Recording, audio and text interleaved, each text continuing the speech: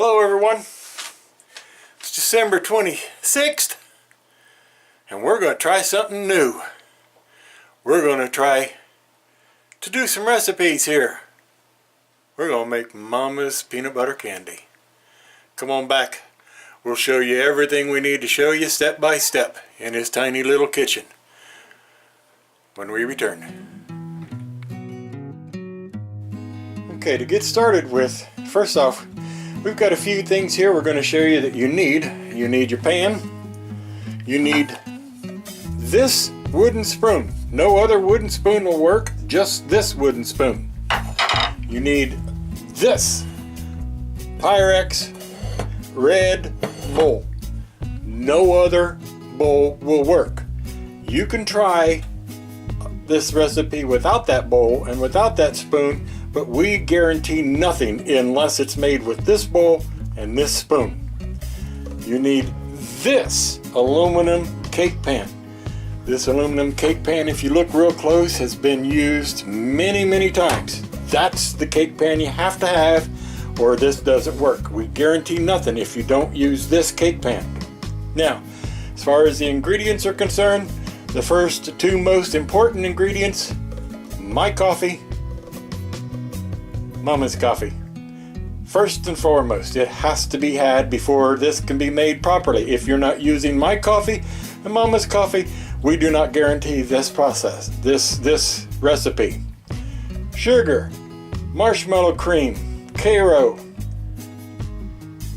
canned milk, peanut butter, vinegar, a little bit of butter for the pan. Old recipe. Got to have the old recipe. To give you an idea, old recipe will go into the original. You can't even read it anymore. It's too old. We even tried to put it into the computer and make it bigger. It's too old. But unless you have that here on the counter, no guarantees this is going to turn out. You got to have these items or it may not work. According to the recipe, you're going to need 1 tablespoon of white vinegar, 2 tablespoons of Karo corn syrup, 4 cups of white sugar, and 1 cup of Carnation instant evaporated milk. Not instant, but evaporated milk.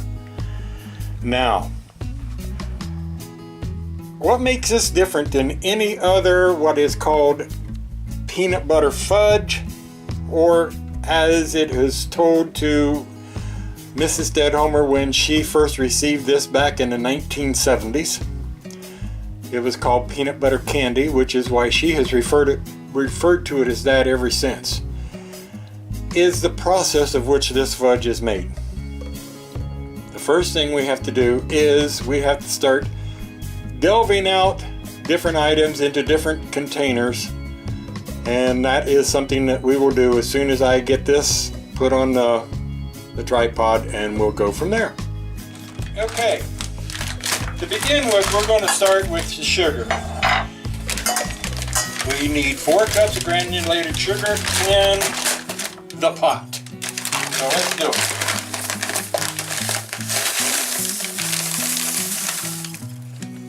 There's 1. Normally, I'm a lot messier than this, and normally I don't make this. Mrs. Stedhomer makes this most of the time, or every time. This is my first, so you all are going along on the ride with me. That looks like 2.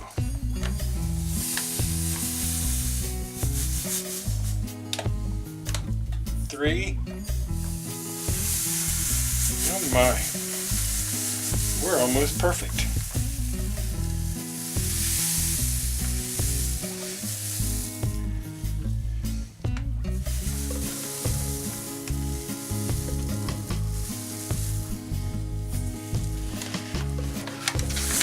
Okay, got our 4 cups of granulated sugar. I can't believe there was that. The next thing we need is 1 cup of evaporated milk. Now, you may see me doing this and opening this up. This is one of those along the edge can openers. Miss Stedhomer is a very crafty person, and she uses these cans. And yes, I did shake this up before we turn the camera on.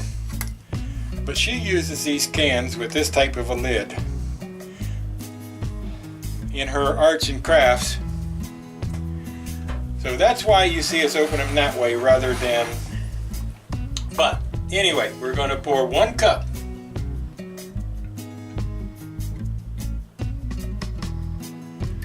And there you go, 1 cup.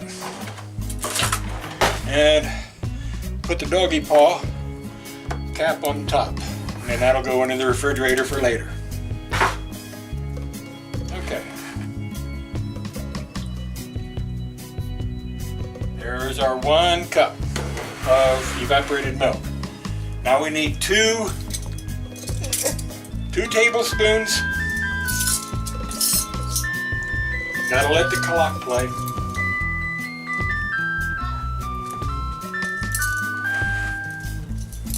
Okay. I hope you all had a good Merry Christmas. 2 tablespoons of Karo light corn syrup. I use my fingers, so you know I'm not a chef. Don't want to hear about it. There you go. That's 2. 2 tablespoons.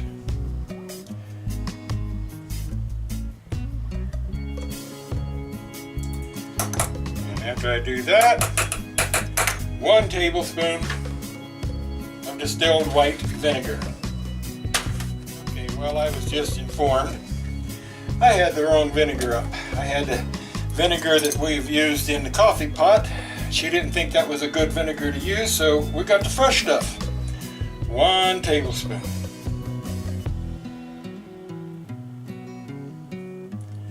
There we go. Put that down. Now, that's it for what goes on the stove. This is to be cooked, and we'll go into that here in just a little bit. So I'm heading over to the stove with this. I'll be right back. Okay, now we're going to get the pan ready. I'm sure I'm doing this much like a lot of other people do it when it comes to lightly buttering. I do just, as a matter of fact, that's what this stick of butter has been used for in the beginning. That's why it's kind of so messed up, I guess you could call it. Alright, now, before I quit, I do one other thing that nobody else does. And that's just for me. I take a piece of paper towel and I fold it up. If you can see, this is real good, but it's not on the sides. And I smooth it out to make sure. I have done so many times, I have baked cakes and done things where I had to prepare a pan, and I could never, I'd always come out with areas that would stick because I didn't do this. Once I started doing what I'm doing right here and smoothing it out and working it in, all the grooves and the nooks and the crannies, that went away. I've never had a problem with it since. That's it. That pan is ready. Now we're getting ready to put our ingredients into this bowl. Remember, it has to be this bowl or we don't guarantee nothing. If it isn't in this bowl, I don't want to hear about it from anybody. If it don't work, don't call me because it ain't in this bowl. But I'll bet you this batch turns out right because we're using this bowl. Marshmallow stuff. We're going to use it. We're going to use, this is a 13-ounce container. We're going to use half of that.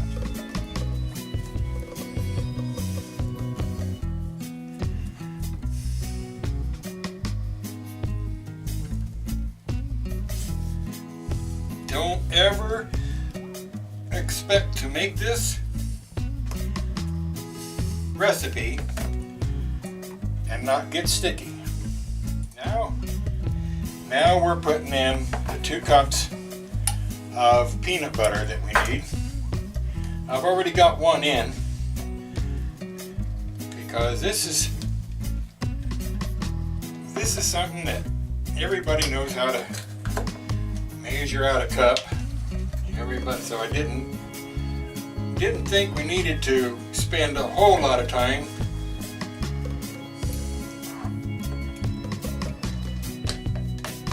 But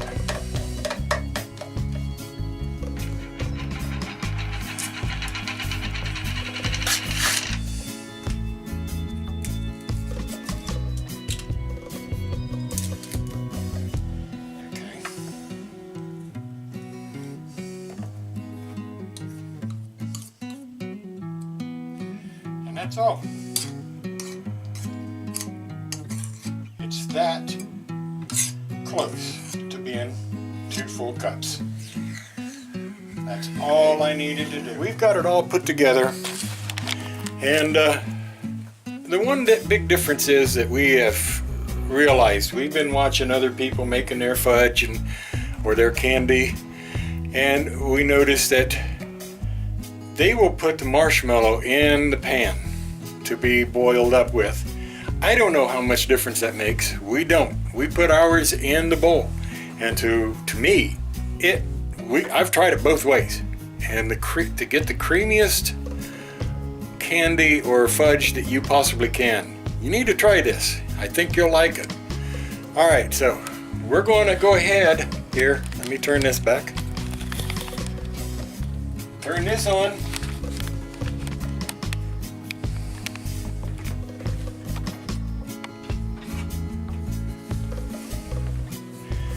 And we start stirring this. Getting this all worked in. It's going to take a little bit of effort to get her all worked in, and then you start cooking it, and I turned it on high here.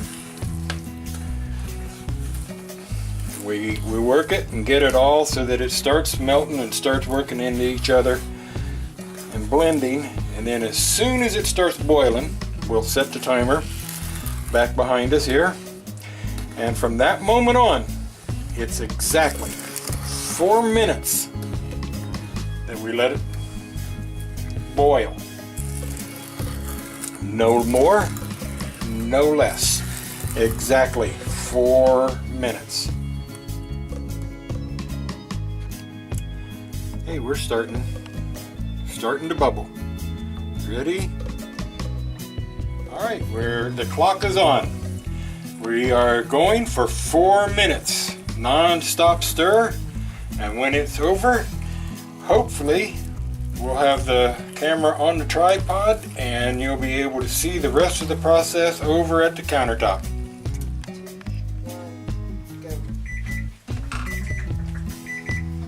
And we're off.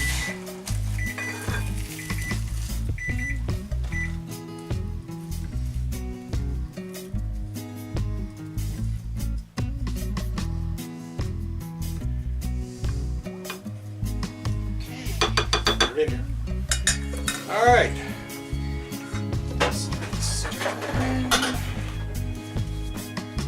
This is the critical part. Stirring it slow enough that it doesn't splash, but yet fast enough to get it all melted up. And as you can see, Mrs. Stedhomer is working.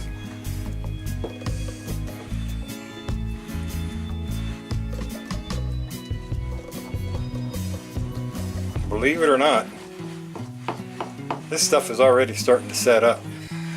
Yep. It's just that fast.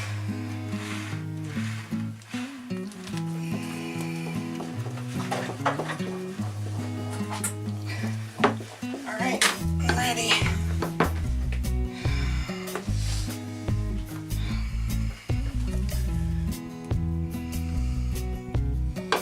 Wait a minute. I'll wait too much longer. I know. This is hot as can be. Here we go.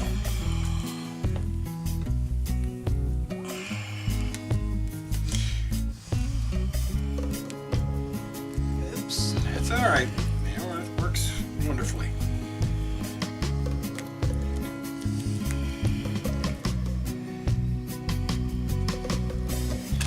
Didn't get up. Yeah, you will as you put it in there, like you did last time.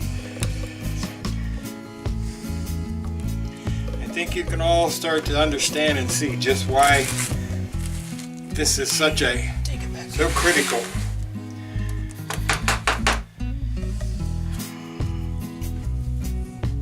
I'll leave that little bit in there for you. Okay. I'm not going to argue. Okay. All right, now we just have to put it on a rack. We'll let it set and cool, and we'll be back in just a little bit to give it the taste test. Okay, we're back. It's been about an hour. This thing has been around a few places since last time we were on here. We've had it out on the back porch where it's a bit chilly out there.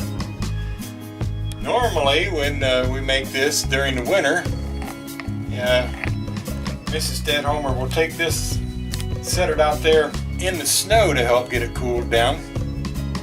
And she'll stand inside the sliding door there, Glock in hand, waiting for any critters to try to get her candy.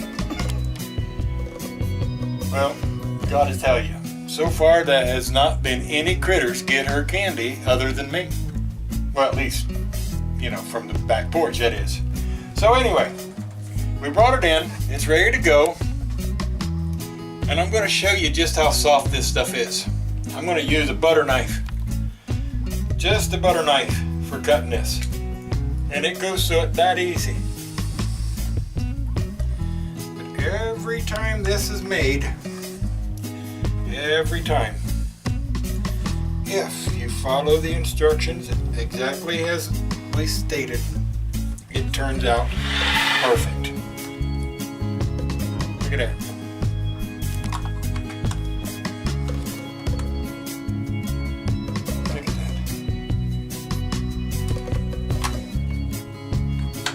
Perfect. You know how soft this is?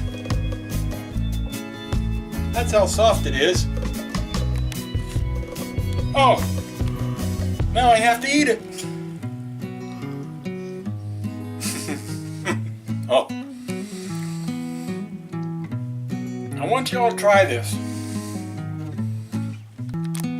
Make it for yourself. Do the best you can without that bowl and without that spoon.